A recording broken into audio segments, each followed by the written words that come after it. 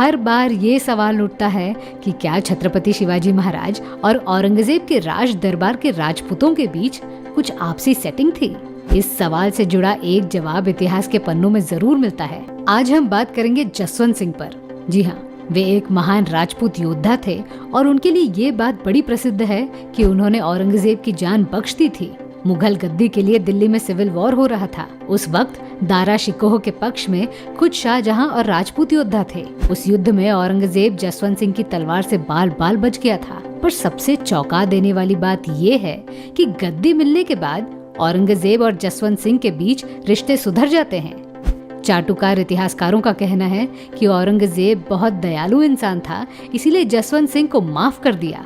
खैर, इस कहानी के आगे बढ़कर छत्रपति शिवाजी महाराज पर बात करते हैं। दक्कन में मराठों की बढ़ती ताकत से औरंगजेब बेचैन हो रहा था, इसीलिए उसने अपने मामा शाइस्ते खान को दक्कन का सूबेदार बनाकर वहां भेज दिया। बहुत सारे लोगों को पता नहीं होगा कि शाइस्ते खान के साथ जसवंत सिंह भी आए थे। पर जिस वक्त छत्रपति शिवाजी महाराज ने लाल महल पर आक्रमण किया, तब जसवंत सिंह पुणे शहर से बाहर थे। गिने चुने लोगों के साथ छत्रपति शिवाजी महाराज ने शाइस्ते खान को जलील करके दक्कन से भगा दिया। दिल्ली पहुंचने के बाद शाइस्ते खान ने मराठों के बारे में ऐसी ऐसी बातें फैलाई जिसके कारण मुगलों के बीच छत्रपति शिवाजी महाराज के लिए डर बैठ गया। वहां के लोगों को लगने लगा कि छत्रपति शिवाजी महाराज कोई जादूगर हैं। वे कहीं भी और किसी भी समय गायब या प्रकट हो सकते हैं। इसके अलावा इस बात ने भी जोर पकड़ा कि शाइस्ते खान के साथ जसवंत सिंह थे। वे शाइस्ते खान को बचाने क्यों आए नहीं?